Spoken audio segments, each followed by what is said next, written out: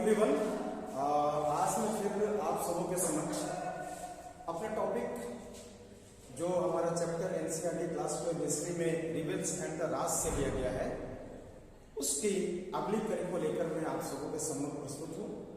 इससे पहले के क्लास में प्रीवियस डिस्कशन में हमने डिस्कस किया था causes for the revolt of 1857 और हमने इसके साथ ही 10th और 11th में 1857 के घटनाओं को भी हमने डिस्कस किया था कि what kind of events and developments had taken place on 10th and 11th में, जिसके बाद में यह बगावत या म्यूटनी जो आगे चलकर एक विद्रोह के रूप में बदल जाता है वो शुरू हुआ। तो आज का हमारा टॉपिक है पैटर्न ऑफ द रिवोल्ट। आज हम इस टॉपिक पर डिस्कस करेंगे। Today we are going to discuss the pattern of the revolt, यानी विद्रोह का ढर्रा क्या, ये विद्रोह कैसे शुरू हुआ और इसका ढर्रा क्या रहा, कैसे इसका डेवलपमेंट हुआ। तो इसके लिए हम सबसे पहले इसके सीक्वेंस को देखेंगे और यदि हम सीक्वेंस की बात करें तो जितनी भी कंटोनमेंट थी, all cantonment had follow the similar pattern. That means the sequence of events were similar, were followed in similar pattern in the all cantonment। अब वो कैसे होता है कंटोनमेंट टू कंटोनमेंट, जैसे उनका एक क्रोनोलॉजिकल ऑर्डर है, one town to next town, one cantonment to next cantonment, उनका सिमिलर पैटर्न है। उस पैटर्न को हम अभी डिस्कस करेंगे। तो उसमें जैसा signal firing of the evening guns, मतलब प्रत्येक कंटोनमेंट में शाम को इवनिंग गन्स का वो फायरिंग करते हैं। जैसा आप सभी जानते हैं आज की तरह संचार के साधन उस समय नहीं थे। There was no telephone, no mobile, no modern means of communication. तो जो मीन्स ऑफ कम्युनिकेशन थे उसमें जो टेलीग्राफ है, पोस्ट है, that was under the British control, उसको तो ये डिस्ट्रॉय कर रहे थे। तो उसमें इन्होंने एक सिग्नल बना रखा था, that was the firing of the evening guns, यानी शाम के समय वो फायरिंग करते थे। और फायर करते थे तो कंटोनमेंट में सबको पता चलता था कि हाँ फायरिंग हुई है, इसका मतलब बगावत करना है। यानी जैसा आप बाद में भी देखेंगे कि जो दूसरे विद्रोह भी हमारे देश में हुए, आदिवासी जनजातीय विद्रोह हुए, तो वो भी कोई नगारा बजाकर, ढोलक पीटकर, कोई शोरगुल करके एक सिंबल देते थे, एक सिग्नल देते थे कि हमारे लोगों को रिवोल्ट करना है। तो ये भी firing of the evening guns, यानी शाम के समय जो बंदूकों की फायरिंग होती थी, इससे ये कंटोनमेंट में यानी फौजी छावनियों में सिग्नल देते थे। दूसरा इनका था साउंडिंग ऑफ द बगल, यानी बिगुल बजाकर या तोप या गोला दागकर, इस तोप या गोले के माध्यम से भी ये जानकारी देते थे। सभी सिपाही समझ जाते थे कि हाँ बगावत यानी म्यूटनी आरंभ हो चुकी। अब देखिए अब उनका टारगेट क्या है। जैसे बगावत शुरू होता है, बगावत के शुरू होते ही सबसे पहला जो टारगेट है that was the bell of arms, यानी शस्त्रागार, यानी हथियार जहां पे रखे गए हैं, बंदूक है, तोप है, गोले बारूद है, जो भी हथियार है, जो भी वेपन्स वहां पे है, उसको वो सबसे पहले लूट लेते थे। सबसे पहले हथियारों को जाकर के वहां से वो लूट लेते हैं। हथियारों को लूटने के बाद जो उनका सेकेंड टारगेट है वो ट्रेजरी, खजाना है। तो खजाना से पैसा लूट लेते थे, जो रुपया पैसा वहां पे मिला उसको लूट लेते थे।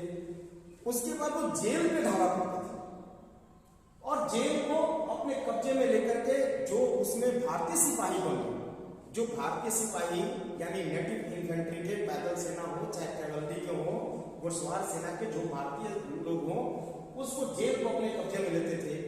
फिर रिकॉर्ड रूम पे अटैक करते थे और रिकॉर्ड रूम को डिस्ट्रॉय कर देते, यानी ब्रिटिश गवर्नमेंट का जो भी रिकॉर्ड है उस रिकॉर्ड को वो डिस्ट्रॉय कर देते थे। उसके बाद टेलीग्राफ ऑफिस, क्योंकि डाक और तार ही उस समय संचार के प्रमुख साधन थे। आज की तरह जो कंप्यूटर, इंटरनेट या फैक्स या मेल करके जो सूचनाओं का संप्रेषण करते हैं वो उस समय उपलब्ध नहीं था। तो टेलीग्राफ ऑफिस, पोस्ट ऑफिस, उसको टारगेट करके उसको डिस्कनेक्ट कर देते थे, उसको डिस्ट्रॉय कर देते थे।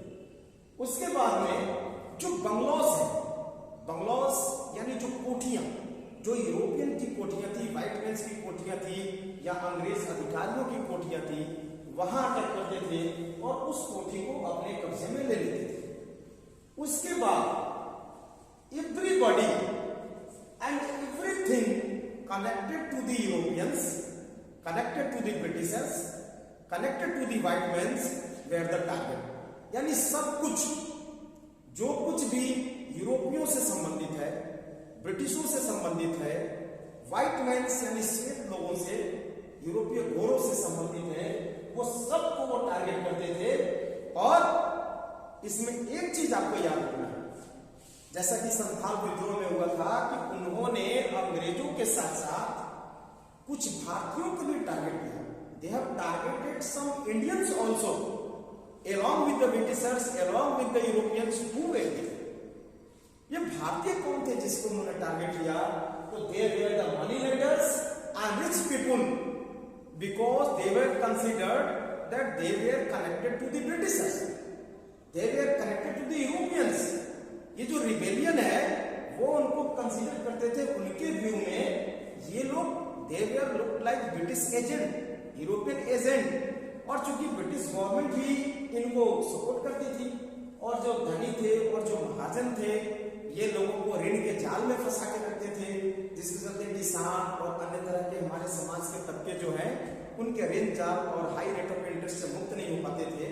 तो इनको कंसीडर किया जाता था कि ये यूरोपियंस के भारतीय पार्टनर है। That means they were considered like black European, यानी काले अंग्रेज, यानी है तो भारतीय पर उनकी प्रकृति भी शोषणकारी है और यूरोपियनों से वो जुड़े हुए हैं, तो उनको भी ये टारगेट करते थे, उन पर भी अटैक करते थे। उसके बाद ये इश्तेहार छपवाते थे बड़े बड़े, प्रोक्लेमेशन छपवाते थे बड़े बड़े, और उसमें हिंदू मुस्लिम और जो भी हमारे देश के पारसी बौद्ध जैन जो भी हो उनके बीच एकता की बात करते थे। मोहम्मद और महावीर के नाम पे दावे किए जाते थे, एकता की परिकल्पना की जाती थी और लोगों को यह समझाने का प्रयास किया जाता था कि हम भारतीय एक हैं, हमारा कॉमन इंटरेस्ट है और हम समान रूप से ब्रिटिशों के द्वारा हम पीड़ित, हमारा उत्पीड़न हो रहा है, हमारा शोषण हो रहा है। तो जो भी भारतीय हैं, चाहे हिंदू हो, चाहे मुस्लिम हो, चाहे ईसाई हो, वे तमाम लोग जो विदेशियों के द्वारा, अंग्रेजों के द्वारा शोषित हो रहे थे, उन सबको एक तरह से जगाया गया, उनमें यूनिटी का भाव पैदा किया गया, एकता की भावना लाई गई, ताकि वे एकता के सूत्रबद्ध होकर के आपस में मिलजुल करके जो उनका कॉमन एनिमी है उसको वे फिरंगी टर्म देते थे। एक्चुअली फिरंगी एक पर्शियन टर्म है और इसको यूज किया गया एक तरह से, it is use derogatory to the foreigners. ये फॉरेनर्स के लिए इसको यूज किया गया, ऐसे लोगों को बताया गया कि ये डेरोगेटरी सेंस में यूज हुआ, एक इसको फॉरेनर्स को डेजिग्नेट करने के लिए, क्योंकि एक पर्शियन टर्म है और ये संभवतः एक फ्रैंक शब्द जो फ्रांस के लोगों को फ्रैंक कहते थे वहां से इसका इस्तेमाल हुआ, लेकिन बाद में actually in Hindi and Urdu it is used often in a derogatory sense to designate the foreigners, यानी जो विदेशी जो हमारे देश के नहीं है उनको डेजिग्नेट के लिए इस फिरंगी शब्द का इस्तेमाल किया और फिरंगी लोगों को इन्होंने कहा कि ये हमारे दुश्मन है, हम सबको मिलजुल कर इसके खिलाफ लड़ना है। और इस तरह से जो बहुत जल्दी, जैसे दिल्ली के बाद आगरा, बरेली, लखनऊ, कानपुर, ये तमाम जगह विद्रोह फैल जाता है और सभी जगह जो ब्रिटिश है और ब्रिटिश के भारतीय एलाई हैं इन सबको टारगेट बनाया गया, इश्तेहार छापा गया हिंदू मुस्लिम एकता का। और इसके साथ ये एक सिंपल सी बात थी उस समय कि there was a general defiance of all kinds of authority and hierarchy, मतलब जो भी सत्ता के प्रतिष्ठान हैं, ब्रिटिश सत्ता के जो भी प्रतिष्ठान थे और उनके जो पद सोपान थे, उन सबके खिलाफ एक चुनौती दी गई और उन सबको टारगेट किया गया और उन सबको टारगेट करके एक ऐसा माहौल बना दिया गया कि एक ब्रिटिश ने ही कहा कि ताश के पत्ते जैसे भरभरा कर गिर जाते हैं या ताश के घर जिस तरह से गिर जाते हैं, उस तरह से देखते ही देखते ब्रिटिश साम्राज्य जो है ताश पत्तों की तरह ढहकर गिर गया और कम से कम मई जून में तो वो लोग सत्ता में नहीं थे और कुछ यूरोपीय, कुछ ब्रिटेन या ब्रिटेन के नागरिक कुछ अपनी जान बचाने में कामयाब हो गए अपना पर्सनल एफर्ट से, लेकिन प्रायः अधिकांश यूरोपियों को, ब्रिटिशों को मारा गया। उनके खिलाफ एक नफरत की भावना सभी लोगों के मन में थी और सभी भारतीयों को एकजुट करके ये प्रयास किया गया। तो इस तरह से हमारा ये आज का जो टॉपिक है, हाउ द म्यूटनीज बिगैन और पैटर्न ऑफ द रिवोल्ट, यानी इस रिवोल्ट का जो पैटर्न और इसमें म्यूटनी कैसे शुरू हुआ, ये टॉपिक हमारा आज का यहाँ पर समाप्त हुआ। और यहाँ तक पहुंचते पहुंचते हमारा म्यूटनी अब रिवोल्ट बन चुका था। क्योंकि म्यूटनी कहते हैं सिपाहियों के बगावत को, और जब उसमें सभी तरह के लोग मिल जाते थे, जैसे कि इसमें साधारण लोग मिल गए, राजा नवाब जमींदार किसान सभी मिल गए, तो ये रिवोल्ट के रूप में हो गया। और इस तरह से जो म्यूटनी शुरू हुआ था 1857 का, वो रिवोल्ट के रूप में सिमिलर पैटर्न को फॉलो करते हुए फैल गया। तो इस तरह से आज का टॉपिक हम यहीं पे समाप्त करते हैं। और यदि आप लोग अच्छा लगे तो आप इसे लाइक करें, शेयर करें, सब्सक्राइब करें, और फिर अगली बार अगली कड़ी में हम अगले टॉपिक को लेकर आएंगे, जिसमें हम lines of communication and the leaders of the revolt को डिस्कस करेंगे। तो आप सभी लोगों को धन्यवाद, आप सबका दिन शुभ हो। Thank you, have a nice day.